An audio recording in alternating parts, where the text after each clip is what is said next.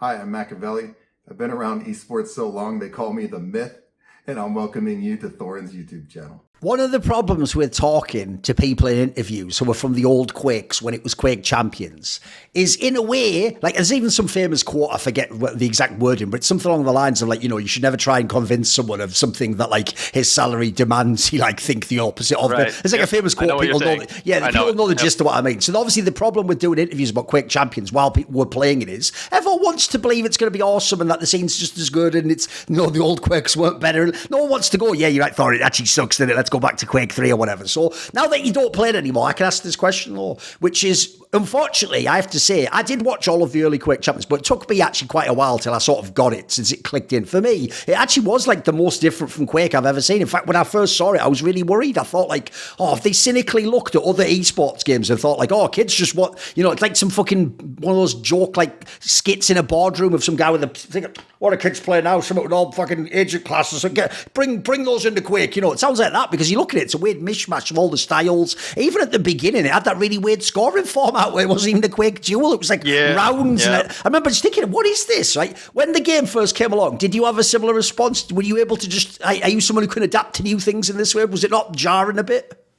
I didn't mind the fundamental core of the game at all. My problem was just some of the bugs that we had. Right. Like it didn't really run that great. I won't go into all the details, Sure. but there were some kind of game-changing bugs and some, like the clutch shield. You could shoot through it in a lot of circumstances. It's like, well, but this is my shield. Like I'm purposefully holding it up and not shooting because I'm trying to preserve my health and armor. So you shouldn't be able to hit me. Otherwise, I'd be shooting you if you could do that, right? So there were some game-changing bugs that took several months to fix. And my main problem, too, with the champions kind of going at the beginning was I felt like the game was more designed like with a team format in mind because, hey, you have a heavy champion that could play defense or something like that. You could have a medium champion that does this, that you sees through walls, can tell your team. It's more like Overwatch, essentially. Right, exactly. So it was, I feel like the game, and I'll be frank, I thought Sacrifice was a great game type. It kind of mishmashed TDM and Capture the Flag. It was extremely fun to play. You were kind of hoping that was going to take off, right? So people like you and Rapha play that, right? The problem was, though, it just, again, the bugs in the game were deterring a lot of folks. Because I think if the game was in a better state at that time, I think that gameplay, I'm under no illusions that Quake would be like the big esport or anything, but I think it could have been a lot bigger than it was had it came out and it was more playable, because there were some game breaking bugs that were very frustrating. But the duel format, I just think it took a while for them because the champions are so unique, their abilities, their armor stacks, their movements. It's hard to make that a balanced system for duel. Like it did take years for it to be like truly balanced in an appropriate way. So that's the problem. It's like, and I can't blame. I wouldn't expect the game to be balanced and proper for a competitive one-on-one format right out of the gate. But that was the main issue with it. I think it was better suited for team play. Obviously, people love to watch, and it's just so much more easy, like logistically, to host duel events, and there's so much more hype, and I get it. But once the balance was good, I was cool with the champions. I actually think it's unique because you get, again, it helps cater to certain people's styles. RAISY ended up being a great clutch player, and so you're thinking, oh my gosh, what do I do if I lose the coin toss and I can't eliminate Clutch from him first? Do I pick a map first that doesn't favor Clutch as much? There's all these dynamics that are like, there were never before a thing in prior Quakes where there was a lot of strategy, believe it or not, in map picks and champion picks and eliminating champions and all this stuff. And I think it was awesome, to be frank. No, I would agree on that point there. Like, I think a very valid point you make, actually, is people also miss that part. If you're just an old school fan and you watch like a duel, it's not that the player winning necessarily is just better at Quake. Like, actually, in Quake Champions, unlike QuakeLive or Quake 3, yeah, there is that whole thing of like, did the other person even do their homework? Do they actually know which champions he's good on? Did they veto correctly? Did they pick the right maps? So, like, that actually did become like a little mini game in itself, which, by the way, has obviously references to other esports games like Dota and stuff. But that never was in Quake, right? You're right, actually. Before, if you're playing Rapha in QuakeLive, you know what the maps are going to be, and everyone has the same model. It's just a different skin in it. Like, so actually, that did add a new dynamic. I'm sure. Did you like that? Did you like the theory component? I did. I mean, we had a little North American QPL channel, and we would be like saying, "What should I pick versus this guy and all this guy?" You know, and people were, you know, so much theory crafting, and I think it was great for the game. I think, again, once the balance issues were fixed, I think it's awesome because, again, I think, and this is coming from basically a Quake purist, I think seeing the same thing year after year after year after year, it's great, but I think all the different champions adds a nice mix to it, and there's so much more intense. It's really hard to explain, but it really does work out, in my opinion. No, one thing I'll even say I think you're right about as well is obviously Quake, because it's a high skill expression game anyway, did allow a lot of styles of play, and you could recognize a lot of players without even the nameplate on. But I will say the thing that Quake Champions took to another level is, even though initially I think this is even part of how they tried to market it, it was right. They actually did, by having all the different champions have different speeds and skills and jobs. It actually was like they took everything in all the universe of Quake and put it into one game. So there were people who played it like it was Quake World. Or, I mean, the joke is, if you want the most extreme example ever, like the difference between how like Kilson plays the game from like Vanga or fucking, it's like these players are completely, they may be playing a different game sometimes, right? Absolutely. Well, and what's funny too is now that you mentioned like the Quake world, like, so at the beginning when Vu was playing, he was always playing Anarchy and Sorlag because they had that kind of CPM movement, and everyone knew, oh my gosh, it's Vu. Okay, get ready for these two heroes, at least in his pool, you know, and he played them incredibly well. I'm kind of still in awe of the way Vu moves around maps. I don't know how he does it so fast. He does it backwards too, and anyways, it's amazing. But you know, yeah, all these different movement styles. Like Kilson classically is like a big rail heavy player, and so he would play Nyx, which is a skinny model, tough to hit, but like if you're just railing, it's like the perfect champion, right? Everyone has their bread and butter, but at the end of the day, it's still Quake, which is also what I love. It wasn't like these champions are. You can't just be like, oh, I'm just a Nyx only player and I can carry this far, right? True. It doesn't make sense. So you still, at the end of the day, fundamentally need all those Quake skills. Yes. It's just that little, I don't know, 10% variable that obviously you can optimize, and it can make or break, you know, your competitive standing.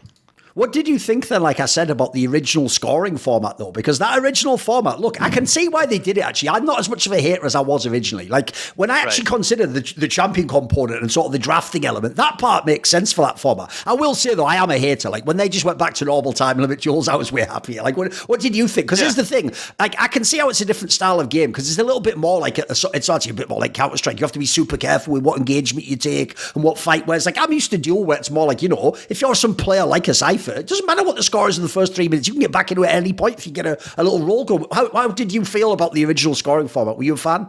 So, I was fine with it given the circumstances, because, again, I'll give you two answers. The first answer is, given the circumstances, the abilities were incredibly strong out of the gate when the game first came out. So the Sorlag spit would just melt you. You would just be dead.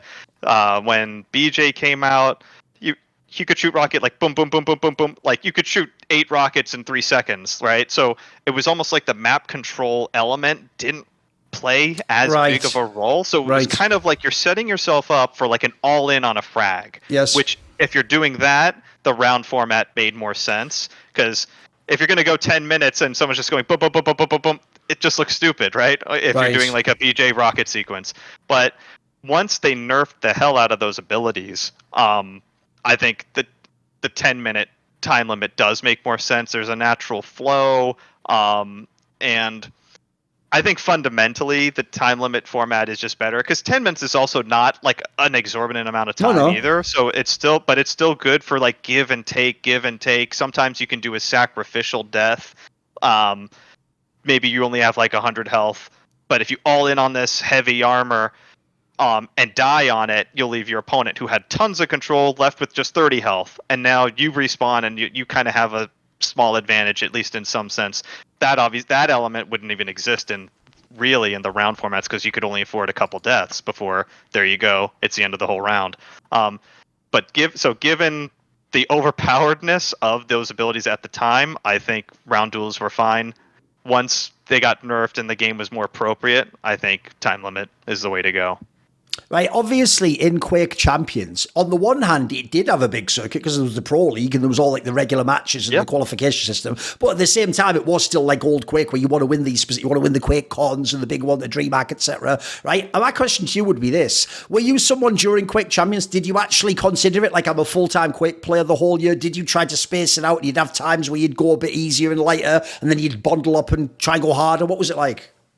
Yeah, I mean, at the beginning, I was pretty all in because the tournaments were so big in 2017 for that kind of like 6-month stretch. But then again, kind of like Quake of yesteryears, there'd be a dry spell of 5 or 6 months where there wouldn't be an event. So it really never made sense to be kind of full time, especially year round. So I kind of picked my battles, kept working my day job, and then. What's interesting about the Quake Pro League, once that came out, because Quake Pro League didn't come out till a couple years after Quake Champions had been released, and I was a little on the fence, kind of getting into it, because I still didn't absolutely love Duel, and I knew it was going to be a pretty big time sink, even though I love Quake, of course. But the main problem I kind of had with it was you kind of had to play every single Sunday, and with the way the way that ended up being was because you'd have an online match, you get points, you get ranks. So when you get into the big LAN event, like you're ranked appropriately based on all the online matches. If I have a match at Sunday at like 3 p.m, I wake up, I'm kind of already thinking about the match. So my Sunday is kind of consumed by the Quake match, even though on paper it's an hour. Right. My mind is thinking about it. I'm starting to practice right before it. I'm watching the Quake Pro League streams of the previous games about leading up to mine. So in that sense, it just ended up taking, a lot of time. But if I was a full-time player, I mean, I probably would have loved it more. But I think that's one of the things that ended up just being, it almost became a little bit of a burden because like I know I used to be able to kind of pick and choose when I get to play in the past, but now it's like every week, here we go. And then as we've alluded to before, I think some players were just more motivated than me. And that shouldn't be the case, but it just, at the end of the day, it kind of was toward the end. And I think I kind of became a little too complacent, like, it wasn't a priority toward the end. One thing I have actually always appreciated about games like Quake and Counter-Strike, unlike the League of Legends of the world, is you don't have to move to a team house and live in some specific place for you. You can actually have the home life, and then you can have the pro life, and you can go to the tournament, you can come back, right? Even so, though, one thing I want to ask you was, did you ever consider doing what Rapha's now done, move to Europe? Like, was that ever on your mind as an idea? Not really, no. I mean, I would have always been willing to like kind of boot camp for a week, take PTO, and get ready for a big tournament, which we did a number of times. One of the fun ones was going to Too Good's house when he was making the game Diabolical. Okay. He let us boot camp at his house, so that was like really cool and fun. We were doing two versus two versus a lot of the European opponents. But no, never. It was never really within the realm of possibility of like actually like moving, even if it was like a 3-month stint. That was never really in the cards. So I was always just gonna play from home. By the way, if someone goes back on the Dreamhack Winter 2017 you're talking about, here's the question I have, is if someone looks at who you played and beat in this run, so in the group stage you beat Avec, then in the playoffs you beat Vu, then Kilson, then Rapha, then toxjq. That's like the Quake Hall of Fame, mate. That's a pretty good set of opponents to beat to win a big tournament. Yeah, that's again going back to the saving grace when I look back at my failures and then I look back at the successes. Like I can look back at that one. There's really like no. You can never say, "Oh, Rapha wasn't there" or Cypher wasn't there. You can't. Like everyone was there, and even there was a kind of like a BYOC group play thing leading up to the tournament where I think it was like Faz and Strengths and like a lot of these guys Oh, right. were actually Okay. there were like it was probably the most packed Quake talent in history, at least arguably. Sure. So, you know, the fact that I got that one under my belt was that's like the one thing I can look back on and be like, okay, this is under my belt. Thank goodness, right? The funny thing, I really wish, now that you mentioned the Avic one, I don't think there's a VOD of this because we were doing the group play late into the night, like multiple group stages and multiple matches. Mine wasn't on stream, but my partner Waz and someone else was behind me watching. This was when Nyx could go invisible, come out of invis, and just telefrag an opponent. And I did that to Avic at least 2 or 3 times, which was like absurd. It was absurd because what the nature of the frag is, it's like an all-in. Like if it doesn't work, I'm fucked, right? But it was just a thing of beauty, and I think I had 1 or 2 of those versus Kilson later on. But that was the nature of the game at that point. There were more. You had to. Again, it's almost like poker. You're all-inning on a couple spots that seem a little absurd, maybe even, but it's the nature of the way the game is, and it's just like the way I was. You could argue unlucky in some of the past events. I was arguably lucky in this event. Like those things paid off this time, and at the end of the day, you know, I got the championship. By the way, it's an obvious question, but actually, in the same way as people ask the annoying question, I have to ask this obvious question, which is, I'm sure when you haven't won a big championship, you've been in a load of finals, people never shut the fuck up asking you about it, right? It's always the thing they want to know about, but the problem is, like, what answer can you give until you've won it, right? It's kind of there's no satisfying answer you can give them, right? Yeah, it's true, and I'll be honest, people have been like over the years pretty nice about all that stuff. Right. Like okay. I never really got like trolled, especially in like the North, like the real pro scene in North America with, you know, like, you know, Rapha and like just Cygib, just everybody. Like everyone is so nice and polite fair enough, anyway. There's always going to be trolls online or you know, in the comments anywhere, but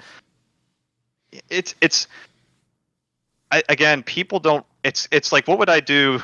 What would I say to someone like, I don't know, Drew Brees or Aaron Rodgers? Like because I think they both won 1 Super Bowl, but they're still obviously great. Sure. And what would I say to them? Whatever, year 8 in their career and they haven't won a Super Bowl. Like, are they somehow like no good, or, you know?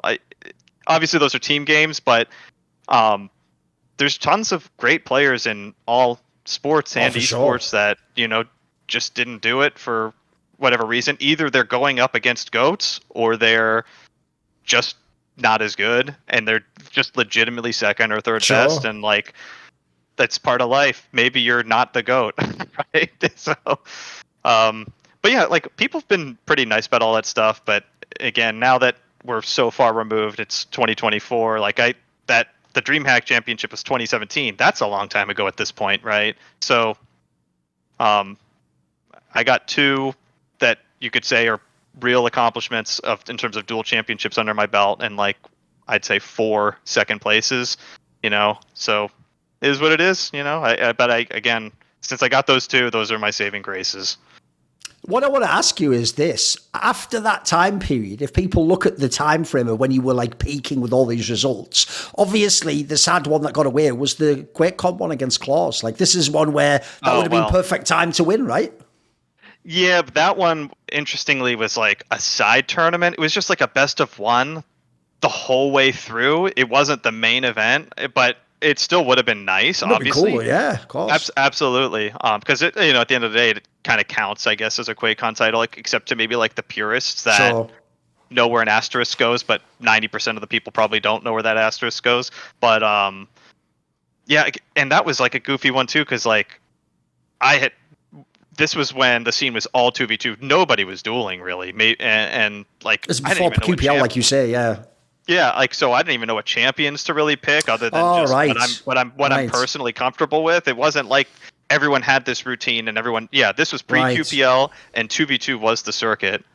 So it's one of those, like, I don't even really think about that one, to be frank. That's like a nice to have. It was unfortunate, but like anyone in the Quake scene really knows that that was just like almost a side tournament, which would have been great to have, but no, I don't think anyone says clawz was the 2018 duel champion, and No, true. That no one brings that up, like, to be honest. So fair enough. Right, what I want to ask you is this then. What about, like, the obvious ones to me, I like some of the later ones.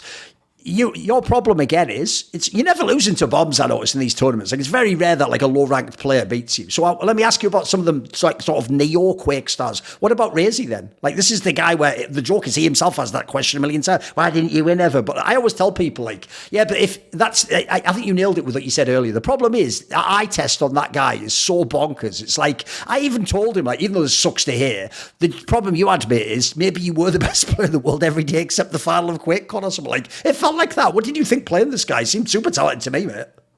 Yeah, RAISY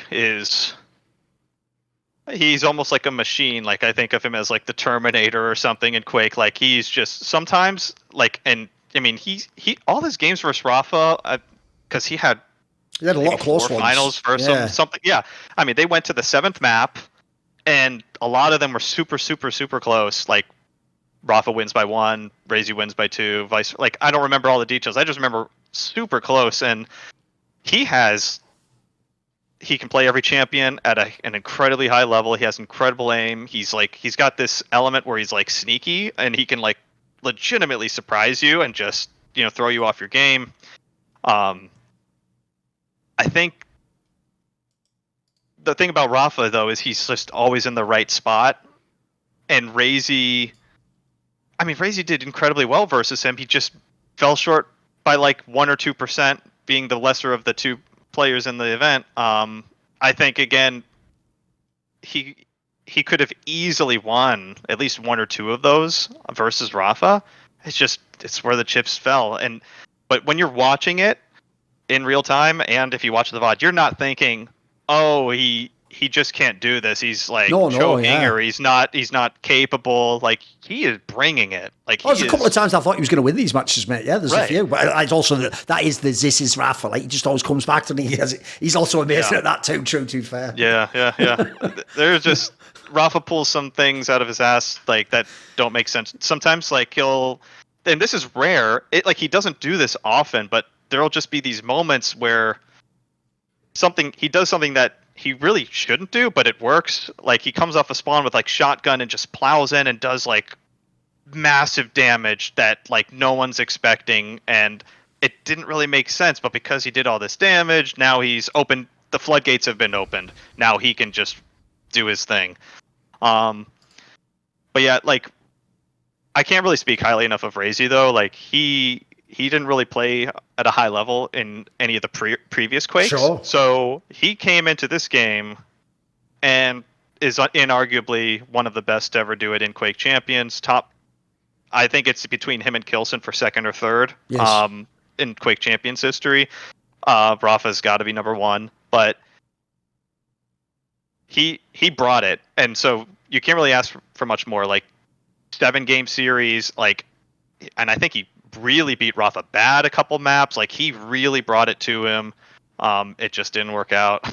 So as you say, obviously another one of the very successful players was Kilson, and even though he's like a million years old and was playing in all your QuakeLive days, I've even told this guy, mate, this has to be one of the players where Quake Champions, the game, just helped them so much, because like I feel like his style of play, it was like interesting in QuakeLive, but like bro, it was way better in Quake Champions. I remember even telling him when I saw like that finally beat Cooler, like I said, I'm a massive Cooler fan, mate, and when I watched that final, I was like, what did Cooler do wrong? I was just supposed to beat this guy. Like he just looks unbeatable on certain champions.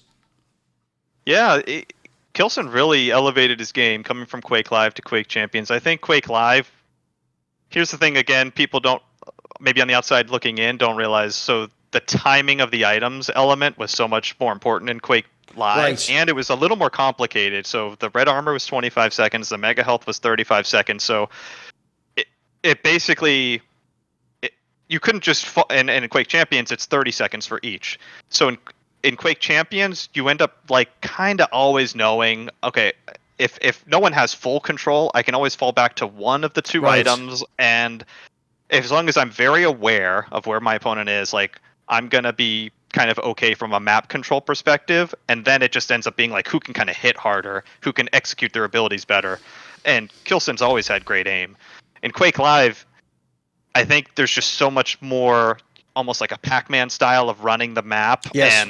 and knowing when to do little smart poke damage in between the major items to optimize the style.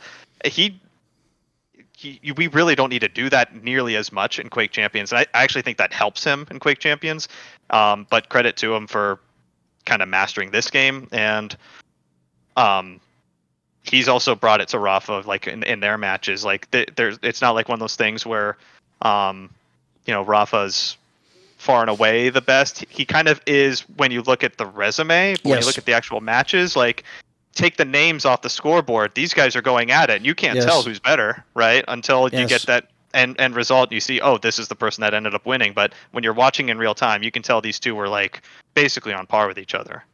That's even one thing I'd say I actually always appreciated a lot also about being like connected to the scene and being able to talk to people privately off camera is I think another thing a casual fan often does is, it's why I pointed out the practice element and the peeking thing. They act like people are static elements. Like they almost act like we're characters in like, I don't know, fucking Pokemon or something with there's like a stats or like a Magic the Gathering card, you can see the stats of it and how much damage. But what they don't realize is these things are fluctuate, they're variable. Like one thing I've always found very impressive about people like rapha's career when they win so many championships is when you win a championship over a guy a few times, to a fan, they might go, hey, this guy will never beat rapha. Like, those players don't think that, guys. Like, the best players in the world go home and they fucking grind and they watch the game back and they think about angles and they come with a different game plan next time, or they come with some edge they think they have. And so it actually means if you're rapha and you keep winning, you're not just doing the same thing. You're actually sort of having a beat an improved version of that guy every time. You could even argue you're helping that guy level up on some level. Right? It's actually like much more of a sort of strain mentally, I think, to win than people realize. It's not just being better than them at the game, right?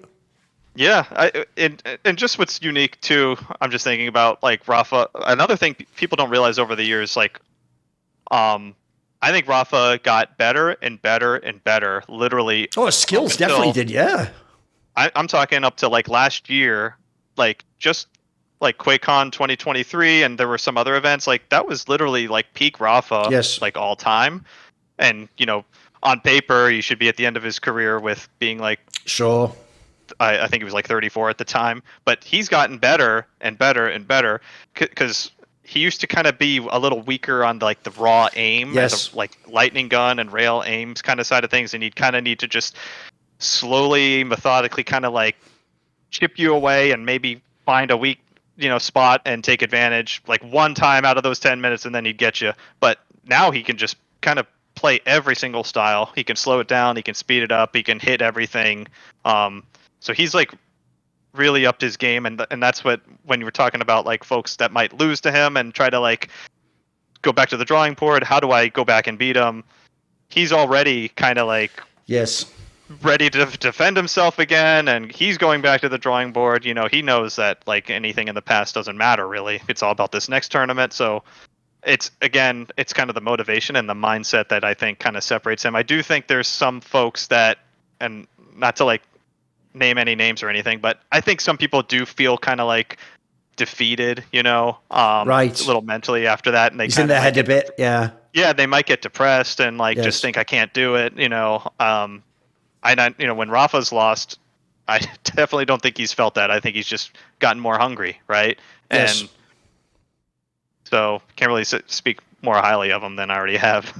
By the way, another thing about Quake Champions, if people have only dipped in and out, is I know a lot of people actually aren't aware that Cypher was even good at Champions. I know, like, look, there's a side thing we don't talk about as to why it was harder for him to travel for the US, for example, that sort of limited his career, but also to be fair, he also did go and play like Apex Legends and shit like that. But there was a couple of years, like, especially when we're talking about like in QPL time, I remember one of the QPLs you were at, I think it's when he came fourth at, where this is the one where he was in the final, he was cooking, he was against Kilson, you played against him in this one. Like, there was times when he tried and he was cooking in Quake Champions, right? Yeah, he definitely was like kind of one of the top dogs for a pretty good chunk of time. I mean, I think he got third in the DreamHack Winter 2017, third/fourth, and then he, once QPL got going, he was, really in the mix. Like the thing was, Europe was so stacked because first you had your players that everyone knew. You had Cooler, Avek, Kilson, and then you had Cypher, but then you had up and comers like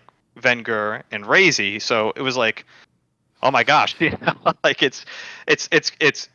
You couldn't really say Cypher separated himself from that pack, but just being in that pack was very, very that's quite an accomplishment in my view, just to be in that pack. Because who's better than who out of those 6? It's very hard to say, especially 3 years ago, before I would say kind of RAISY may have separated himself very slightly. But yeah, he was really, really, really good, and I think Quake Champions. This is kind of speculation. I think it takes a lot more of doing things you might not want to do, like playing all these different champions on all these different maps. You have to grind a bit, right? Yeah. Right. Whereas I think some folks, and I don't even know if that necessarily applies to Cypher, but they kind of have their bread and butter, and they kind of just want to do what they want to do. And this is what's funny too, now that I think about it. So there was a champion, Strog, that came out during the 2v2 days. Nobody wanted to play him. I started playing him right away for 2v2, and we feel like he was an asset, and we ended up winning the first tournament using him. No one else used him. So we, like Rapha and I, we stepped out of our comfort zone. We experimented, and we wanted to say, hey, is this worth it? If we think it's worth it, we're going to pursue it. So I do think, again, I'm speculating, I think maybe Cypher didn't take it as seriously and do the tough things to set him up for that ultimate success in Quake Champions, but I guess we'll never really know. One thing I would ask is, I alluded to it earlier when it was way back in the Quake 4 days, but relative to the scale of what esports was and what, like as you say, an 18-year-old needs to make his income, actually the money was even pretty decent back then. It kind of did feel like, hey, if I go to enough of these tournaments and I place, whatever aggregate placing, 5th or 3rd or whatever, I can make a living doing this. It had to be similar in Quake Pro League, right? Because as much as look, it's not you won QuakeCon or something, but if you even have the placings, these are pretty decent amounts of prize money you're able to win. You get a salary as well. Like, it seems like the actual professional side was supported by the game dev in that sense, right? Yes, it was. I mean, speaking for myself, I think between, kind of I didn't have a big Twitch stream by any means, but between that and a Team Liquid salary and being kind of in the mid to upper tier of the pro scene, upper side of the North America side, but maybe mid overall, I was making 35 to 45 a year. $35,000 to $45,000 a year. That's very good, yeah. For me was basically side money. But that, especially if you're a lot younger, 19, 20 years old, I mean, that's a big deal. Yes. So yeah, I mean, and there were definitely players, maybe not even as high up as me, that were grinding this as a full-time thing, and they were pulling it off. Maybe they had a roommate or something and low living expenses, but they were able to justify their existence, because ID Software / ZeniMax, whatever, Bethesda, whatever we call them, they were pouring some money into the QPL that could let you, pull off that lifestyle. I use someone where in the latter years of the Quake Pro League, you are getting older, you aren't the peak of your powers. There are all these people grinding, we're saying, all these actually, one thing I did think was quite cool about Quake Champions as well is, maybe because of the game and Quake Pro League, we also got a lot more newcomers. After all those years of Quake, we all thought it would only be fuckers like you and Toxic and Kilton play. Actually, there was all these, especially Europe, develop all this talent. I mean, you could even argue some of the Australians came and were pretty decent. Maxter, there's all sorts of fucking people came along who were pretty good. So what I would ask is, was it hard for you to not be the best? To not be someone who knows that, look, if I play well, I'm definitely going to be in a semi or in a final. Was it hard to have tournaments where you're going to come 7th or 8th and it might actually be the right result? Yeah, it was getting hard because I felt like over the years, my own personal kind of gameplay weaknesses, it felt like they were just getting more and more exposed with time, and I just couldn't overcome it. So, I mean, going way back, this is what I've used, or I've explained to some folks in the past. Quake 2's rockets were very slow and didn't really have a splash damage. So you kind of just spammed them in certain key spots. With Quake 3 and QuakeLive, you could bounce people around, and you really needed to place them in the right spot, and it could be anywhere, just depending on where the enemy is. There's a lot of muscle memory that I had to get rid of when I made the transition. Right. I'm just clicking the button like a moron shooting rockets, I'm just spamming it, but I'm not aiming it, right? And I would just get destroyed in a lot of these up-close rocket battles. As we go on to Quake Champions, I feel like some folks were just in that game. You really have to aim incredibly well. It's almost like you just have to hit hard. It's almost like if QuakeLive, you could be like a Floyd Mayweather type of player. In Quake Champions, you need to have more of a Mike Tyson style. You have to hit hard, and I can hit hard, but not on the level of consistency that I think is needed. So a lot of the times, like, I just felt like, yes, you know, some people really are just better than me. Like, because there's been a large enough sample size. I could take a map off anyone. I could take a match off anyone. But to sustain it over and over and over the course of an entire tournament is very challenging, because I think some of these folks just have a little more talent or whatever it is. It's just like, you know, Steph Curry's the best 3-point shooter of all time, and then, you know, someone that's an average 3-point shooter, maybe they're better in other areas, right? But is it enough to overcome this huge advantage, you know, that Steph Curry has? It's hard, right? And so, especially toward the end, it was getting tough, because I didn't think I was motivated either to even try to make up those areas, which, again, it's those teeny little areas where if I was a teeny bit better, could make all the difference. But it's also so much time, so much investment, and, you know, as I alluded to, I think it ran its course, and it was time to kind of go off to the sunset. Yeah, that's actually another thing I would ask, which is, I'll frame it this way. When people who weren't from QuakeLive or Quake 3, but famously back in the day, we had all those terms like IEMs where there was all, you know, the StarCraft guys there, and the League of Legends guys, and so they'd be like it's obviously the easiest one to watch if you're from another game, because it's just 1v1 and you know the concept of like a rocket launcher or a rail, right? So I would say it was easily the game that had the most overlap, and would have people who were in the other games, like when I worked for SK, the Counter-Strike players would ask me stuff, oh, is he actually the best player now? Or like, is our player supposed to win if we had rapha or whatever? And one thing I actually found was really weird about Quake is it has a very counterintuitive, I would say, like, dynamic if you're a casual versus if you like know the pro scene, which is all the casuals, believe it or not, from these other games actually did look up to Quake. Like, the people in Counter-Strike did think Quake was more skill, but as a result, though, dude, they thought it was just skill. Like, they thought the guy who wins every time is like the guy with the best railgun or something. And I used to tell them, no, that's actually what makes Quake fascinating. Is like, look, on the one hand, if you see a champion like say Cypher wins, he might be the most talented player. Maybe he does have like the best rocket launcher. But I used to tell them, by the way, when our player, like the ones who were the Counter-Strike players, and SK asked me this, I said, you don't know, our player Rapha essentially just wins with his mind half the time. Like, he's actually, because I agree with you, in Quake Champions his skills got way better, but I thought it was always incredible the way he would outthink people in QuakeLive, and actually he could beat all these hot dogs who had the amazing rail and lightning gun and plasma. But actually I see what you mean, because when I think about Quake Champions now and I'm remembering all the big finals, it's hard to win without actually being able to outshoot the other guy. Like, if you do play some fucker like a Kelson type guy and he just goes off, like, I don't even know if you can beat those players in Quake Champions sometimes, right? Yeah, I mean, there's really no it's just like trying to be a running back. There's no substitute for speed, right? Yes, and there's in Quake Champions, you have to hit hard. That's actually one of the reasons why Maxter, like you mentioned him earlier, he has one of the best rails I've ever seen. It's just unbelievable, and he got really good with it, playing with high ping all the way down in Argentina. Yeah. But then he shows up on LAN and he's bringing it to everybody. I think he got third in a big LAN last year. I mean, with very stiff competition.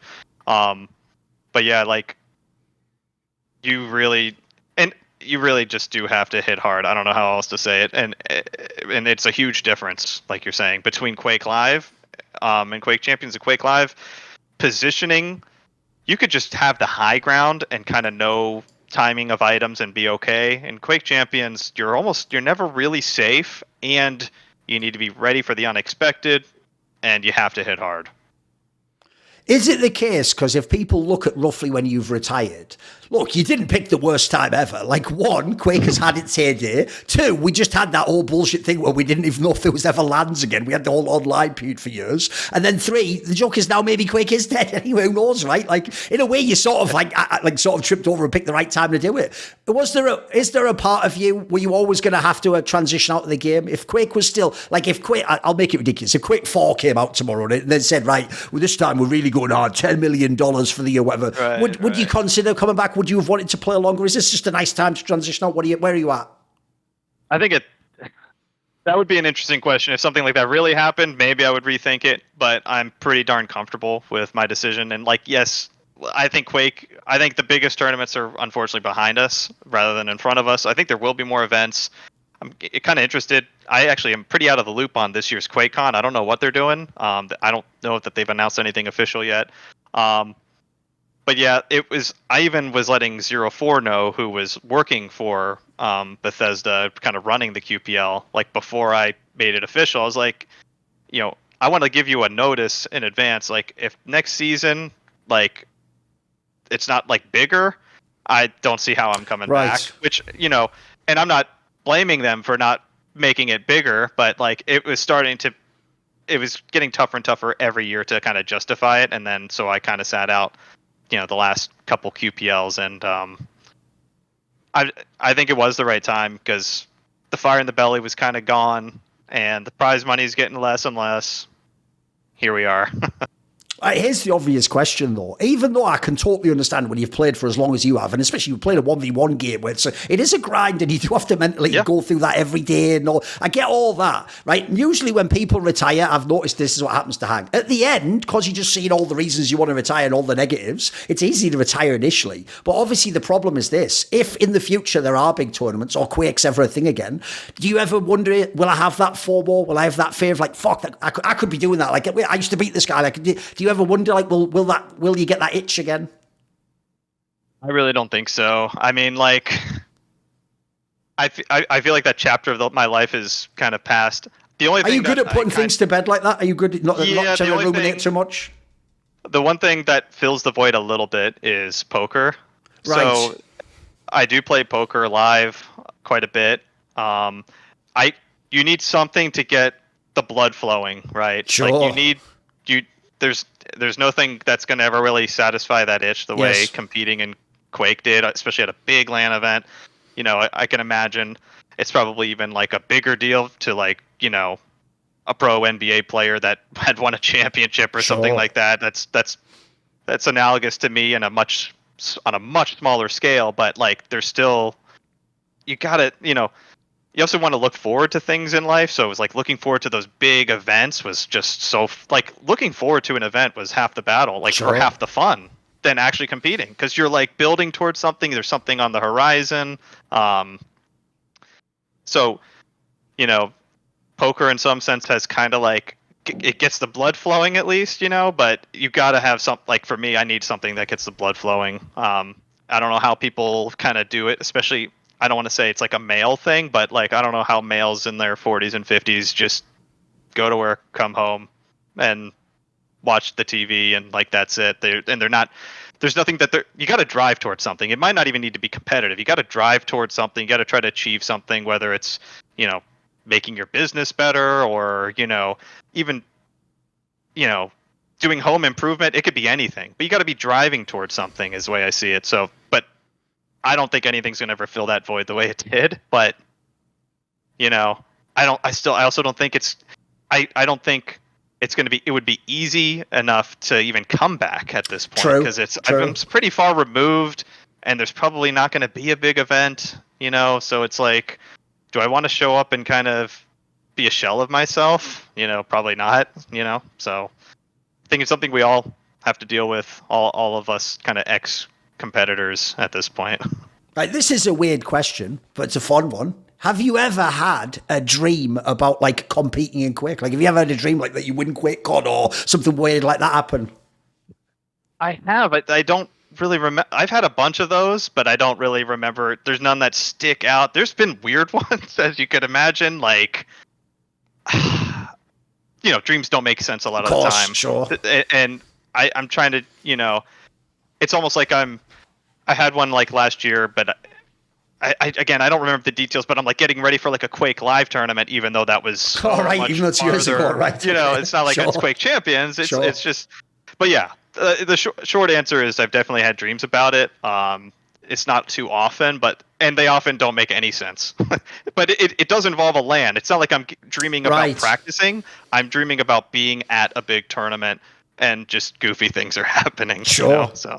Because when you were saying that about how just looking forward to the event, I think that's another thing people who've only watched these games as a spectator might not be aware. It's like, it's actually the reason, by the way, sadly, that I knew as soon as the COVID year hit, that loads of esports competitors, it didn't matter if the tournament online would look the same, they'd just lose their morale and their like will to compete. Because I always tell people, even almost the ritual of attending the event was a big deal to people. Like, to arrive at the event and to see some of your rivals, or to, oh, hey, that's a guy like I practiced online only against you. You start out in the competition, you've got to win those first few matches to seeding and so even the most minor thing. Notice we're not just going straight to the final and, the championship. Like, even the sort of things around the tournament, after a while, you become habituated, right? It's part of your life. Yeah. It's funny. I mean, that reminds me. I had to travel for work, and just checking into the hotel reminded me of going to a big LAN event, even though it had nothing to do with that. So all these habits, all the smells of a hotel, and like everything, it all comes flowing back. It's an era that I'll be grateful for forever. But yeah, it's run its course. We have all those habits, all those memories. And I don't think I think I'll be dreaming about it too. Right, sure. In my old age, I'll be having weird dreams about this stuff. If I live to be an old man. Are you someone, because one thing I'd love to know is, whenever we're like in the pro scene, we're watching the games, we're playing the games, we all give ourselves the license, at least in games where we're allowed to do it. Shout out to certain other game developers. In the games where you're allowed to complain, we all complain like motherfuckers all the time about every aspect of the game, and we make it sound like the game devs are morons who don't know what they're doing. But obviously, we're all super hardcore. We're going on such fine margins that, like, I don't expect game devs to understand some of those things. So my question would be, after you competed for so long, would you ever yourself be interested in like a Too Good style thing? Would you ever like to make an arena FPS or have some sort of design? Do you think it would be something you'd be interested in, or would it have an appeal to you? If you put aside kind of the risks of the financial side, sure, I do think that's all very interesting. I think again, it's almost just like, as long as you're driving towards some sort of goal, so like improving a competitive esport game to be optimized, taking in the feedback and managing it and seeing the success. Like, you always want to go towards some sort of successful result. That is all very interesting to me. I don't think I'm really necessarily qualified, but I think, and what Too Good did, man, I think he actually did a really good job. It just happened to not really work out. On the diabolical side, I know he's got other things in the works. I just think that genre is just so tough to actually bring up. But the game itself was great, in my personal opinion. And I think he did a great job. Everyone that played that game, Diabolical, a lot of positive feedback. Whatever feel he was going for, they nailed. Yeah. Yeah, absolutely. It's just, it doesn't appeal to the masses for obvious reasons, but. I saw that with Too Good, and I saw that with 0-4 in terms of taking in feedback and managing and all that kind of stuff too. So it interests me. I don't really think I don't see that ever happening. Sure. It's more of a hypothetical, sure. Yeah, I've got a similar one. This is more just to see what you think. Obviously, I don't think this will actually happen. But as I alluded to, actually, I think the weirdest thing about Quake, this is how you know it is the most old school esport, it's like I say, none of the actual sports components have ever come in. Like, people haven't, for some reason, thought to bring in, like, sports psychologists. I mean, maybe it's people like Team Liquid had them or whatever, but, people in general haven't applied the sporting approach they've took to the other esports games. So here's another question. Even though I know it's unlikely to happen, if this was an opportunity, would you in the future, say Quake became like basketball, where, in those sports, you can be what you called a lifer. You just spend your whole life in the game. You're a player when you're young, you're a coach when you're older, maybe at the end, I don't know, you're fucking a referee even, you could be, right? Here's the question. Would you in the future, would it be interesting if you could, say, be the coach of a young talent? Like, you could be the guy, but the equivalent of the cornerman, right? Between maps or between games, you could give them is that something that would be interest to you? That would be even more interesting to me, than being kind of a game manager, because that would be an outlet to get those competitive juices flowing too, because you got someone in your corner that you're rooting for, or whether it's a player or a team, and you're going to see that result, whether it's good or bad, and you're looking forward to a big event, and you're putting in the work, and you're looking for that successful outcome. Anything to get those competitive juices flowing. That's what life is to me, in a sense. You got to wake up with something that you're looking forward to, and competing is kind of the ultimate to me. So that is something I could see myself doing at some point, but probably not in the cards, but as a hypothetical, yes, that does interest me. Right, you've referenced during this interview, obviously, some of the big matches and some of the big. Is there a match? If someone said, for whatever reason, they haven't watched DaHanG play Quake, so it could be any version you want. What's the match that you'd give them? This is the classic one. If you watch this game, you'll get the essence of who DaHanG was, the player. I think I'd have to go probably to the it's not the biggest one, but the Intel Extreme Masters Championship for North America, which was IEM 4, when I'm playing in the grand final versus Rapha. So what actually happened was he had won like 3 or 4 events leading up to that event, and he took a little break, and I could actually kind of tell during group play stages he looked a little rusty. But because we were like day 3 into it or whatever we were, day 2, like he had been playing on land, he was back into the flow of it, and he, even just shooting around in warm-ups, I could tell he was ready to go. And he was up 2 maps to nothing on me, and I did the reverse sweep essentially with coming back 3-2. So that's a match I would reference. There's not a ton that I would say like, hey, this is the definitive match per se, but like it's got kind of everything you want, right? Like I'm going up against Rapha, and my back's against the wall. It's a big LAN championship, and I was able to pull it out in the end. At the end of this interview, do you have a final message for people? Is there anyone you'd like to thank or say hello to? I'd like to actually thank like the entire Quake community in general. I do like to keep this like gaming focus. So one thing, like, so I'm just reminded again. So Rapha gave me the privilege of introducing him to the Esports Hall of Fame just a few months ago.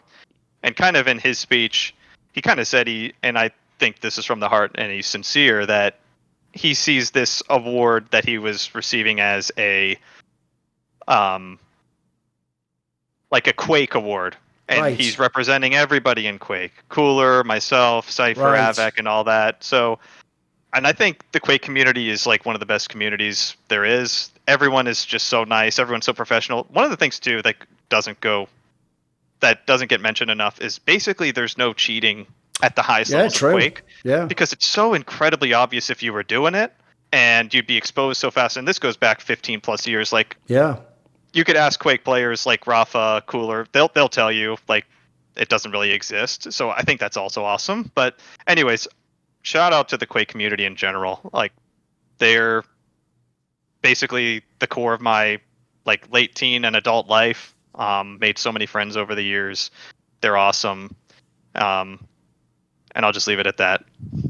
In this esports world, it can seem like everyone's against you, but I've always got the Skrilluminati, my Patreon community, riding with me. And it is thanks to the support of the following people, this video and all of them on my channel are made possible. Matt, Pugnaccio Rakula, Ahmed Haju, Frisky, Tosh, Jensen Gore, Animosity, Toucan, Tobias Bernasconi. If you've ever watched my videos, you know now I'm going to give a massive shout out to Jerky's Minion, the main man. Do you want to suggest a topic or a guest for my content? You want teasers? Find out who the upcoming interview guests are. Maybe you want to ask me a question. I tend to answer them at length in my video AMA. Do you want to take part in one of those dinner discussions where we talk about what you're interested in esports? Well, if any of these perks or more appeal to you, put your money where your mouth is. Join the Skrilluminati today, where in the description box below is a Patreon link.